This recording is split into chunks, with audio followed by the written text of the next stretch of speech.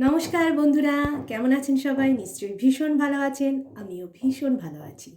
Welcome to my cooking channel. মায়ের সহজ রান্নায় সবাইকে জানাই স্বাগত। এখন সিজনটা এমন, বসন্তকাল চলছে, একটু গরম একটু ঠান্ডা এরকম চলছে। আর এঁচোড় কিন্তু বাজারে প্রচুর পাওয়া যাচ্ছে এখন। আর এই এঁচোড় কিন্তু আমি আজকে রান্না করে একদম নিরামিষ পদ্ধতিতে দেখাবো। আমি এঁচোড় নিয়ে নিয়েছি, কেটে নিয়েছি সুন্দর করে, এরকম বড় বড় করে। এটা কিন্তু আমি ভাপাবো না, আমি ডাইরেক্ট ভেজে করব কাঁচা অবস্থাতেই। আমি এঁচোড়টাকে 2-3 বার ভালো করে এমনি জল দিয়ে ধুয়ে রেখে দিয়েছি। কড়াই গরম করে আমি তেল দিয়ে দেবো। আমি এখানে সাদা তেল ব্যবহার করছি, আপনারা সর্ষের তেলেও করতে পারেন। আমি তেলের মধ্যে একটু নুন আর হলুদ দিয়ে দেবো।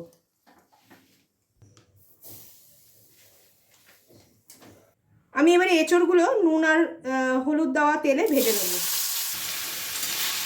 এঁচোড়টাকে দেখুন মোটামুটি একটুখানি হালকা করে ভেজে নিয়েছি। এই সময় কিন্তু আপনারা তুলেও রান্নাটা করতে পারেন, তবে আমি তুলবো না। আমি এর মধ্যেই সমস্ত কিছু দিয়ে কষিয়ে জল দিয়ে ঢাকা দিয়ে দেবো। এঁচোড় একদম কমপ্লিট হয়ে যাবে।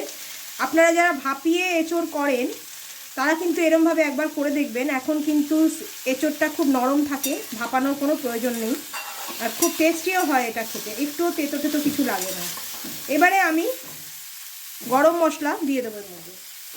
প্রথমেই দেবো তেজপাতা একটা, দারচিনি একটা, শুকনো লঙ্কা 5টা লবঙ্গ আর 2টো ছোটো এলাচ। আপনারা এটা গরম তেলের মধ্যেও ফোড়নটা দিয়ে করতে পারেন, আমি মাঝখানে দিয়ে দিলাম। আমি এখানে আলু দেব, আর নিরামিষে কিন্তু করবো আমি, পেঁয়াজ রসুন কিচ্ছু দেবো না আমি এর মধ্যে। আমি আলুটাও এখন দিয়ে দেবো এর মধ্যে। আমি আলুটাকে ডুমো ডুমো করে কেটেছি, নতুন আলু নিয়েছি, আপনারা যতটা পরিমাণে খাবেন ততটাই নেবেন।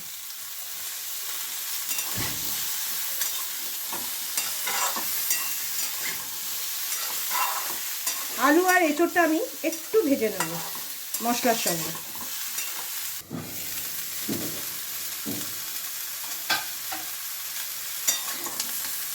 আলু আর মশলাটাও ভাজা হয়ে গেছে আমাদের, এঁচোড়ের সঙ্গে এঁচোড়ও ভাজা হয়ে গেছে। আলু এঁচোড় আর মশলা আমাদের ভাজা হয়ে গেছে। এবারে আমি মশলা দিয়ে দেবো। আমি দেবো প্রথমেই আদা বাটা 1 চামচের মতো দিলাম। হলুদ দেবো, আমি তেলে দিয়েছিলাম, আবার একটুখানি হলুদ দিয়ে দিলাম। এখানে আমি 2টো মাঝারি সাইজের টমেটো ঘষে রেখে দিয়েছি, সেটাই দিয়ে দেবো। টমেটোর বদলে আপনারা কিন্তু টক দইও দিতে পারেন, তবে নিরামিষ রান্নার মধ্যে টমেটো দিলে ভালোই লাগবে। এইবার এই মশলাটা দিয়ে আমি একটু কষাবো। আমি এখনই পরিমাণ মতো নুনও দিয়ে দেবো এর মধ্যে। আমি একেবারে নুন দিয়ে দিচ্ছি, কারণ এর মধ্যে তো আর কোনো সবজি বা কিছু পড়বে না। তেলের সময় নুন দিয়েছিলাম, আর আমি এখন নুন দিয়ে দিলাম। নুন দিয়ে এখন আমি একটু ঢেকে দেবো, যাতে টমেটোটা ভালোভাবে কুক হয়ে যায়, কাঁচা গন্ধটা আদারও যেন চলে যায় আর কি। ওই জন্য আমি এটা একটু ঢেকে দেবো। আপনারা এরমভাবে করবেন, খাটুনিও কম হবে আর খুব তাড়াতাড়িও হয়ে যাবে রান্নাটা, বেশিক্ষণ টাইম লাগবে না। এঁচোড় করা কিন্তু সবাই ভয় পায় অনেকটাই, যে অনেক কিছু করতে হবে, কিন্তু খেতে খুব ভালো লাগে। আর এই সিজনে কিন্তু খাওয়াটা খুব দরকার। এরমভাবে করবেন, খুব ভালো লাগবে খেতে। আমি এবারে ঢেকে একটুখানি কুক করে নেব।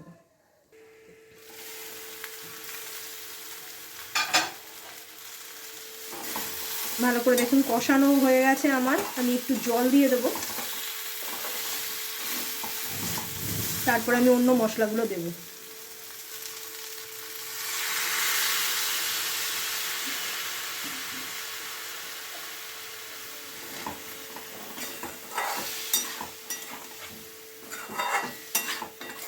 দেখুন তেলটা কি সুন্দর বেরিয়ে এসছে।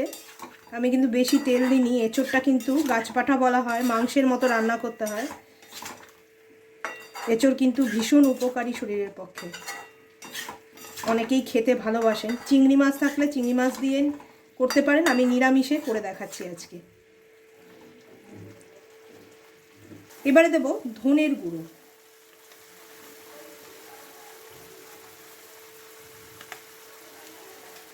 আমি দিলাম জিরের গুঁড়ো, আমি সমান কোয়ান্টিটিতেই দিলাম জিরে আর ধনে।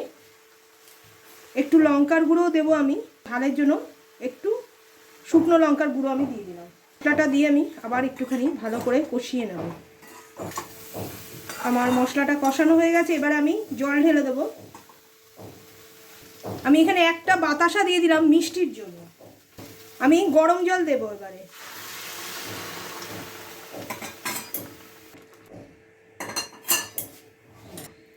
আমি মোটামুটি দিয়ে দিলাম জল, এঁচোড়টা একটু ডুবে রয়েছে, বেশি জল দেওয়ার দরকার নেই। অনেকে এটা ঝোলঝোলও খায়, আবার অনেকে কষা কষাও খায়, গ্রেভি খুব থাকে না। আমরা মিডিয়াম রাখবো, এঁচোড়টা কাঁচা আছে ওই জন্য সেদ্ধ হতে কিন্তু একটু টাইম লাগবে, আর বেশ বড় বড় করে কাটা, এটা সেদ্ধ হতে একটু টাইম লাগবে। আমি এবারে ঢেকে রেখে দেবো যতক্ষণ না এঁচোড়টা সেদ্ধ হয়।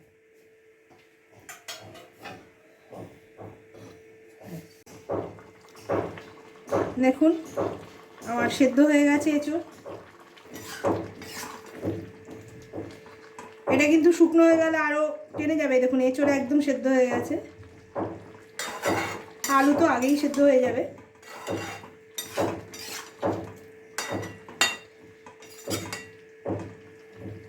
আমি এবারে গ্যাসটাকে অফ করে দিয়ে ঘি আর গরম মশলা দিয়ে দেবো। গরম মশলা গুঁড়ো দিয়ে দিলাম, আর দিচ্ছি ঘি। ঘি ছাড়া রান্নাটা কিন্তু একদম ইনকমপ্লিট। নিরামিষ রান্না একটু ঘি গরম মশলা দিতেই হবে। এরমভাবে আপনারা এঁচোড়ের তরকারি খান, দারুণ লাগবে খেতে।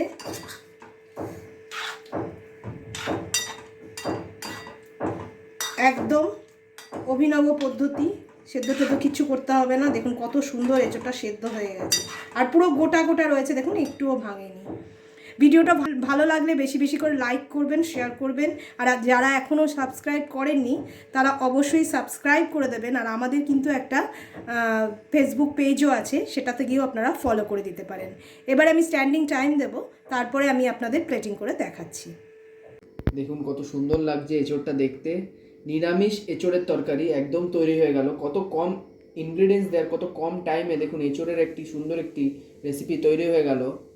সেদ্ধও করতে হলো না, ডাইরেক্ট আপনারা কড়াইতে দিয়েই কিন্তু করতে পারবেন। সুন্দর একটি গন্ধ বেরোচ্ছে ঘি আর গরম মশলা দেওয়ার জন্য। গরমকালে নিরামিষ দিনে সাদা গরম ঝরঝরে ভাত আর এই এঁচোড়ের তরকারি, আর কিছুই লাগবে না। রান্নাটা কিন্তু আপনারা অবশ্যই ট্রাই করবেন, আর আমাদের কমেন্টের মাধ্যমে লিখে জানাতে কিন্তু ভুলবেন না আপনাদের কেমন লাগলো রান্নাটা। বেশি বেশি করে ভিডিওটাকে লাইক করবেন, বন্ধু বান্ধব বা রিলেটিভসদের সাথে বেশি বেশি করে শেয়ার করবেন। আর যারা এখনও চ্যানেলটাকে সাবস্ক্রাইব করেননি তারা সাবস্ক্রাইব করে অল বাটনটি প্রেস করে দেবেন। আর আমাদের ফেসবুক পেজটা কিন্তু অবশ্যই ফলো করে দেবেন, মায়ের সহজ রান্না। ধন্যবাদ।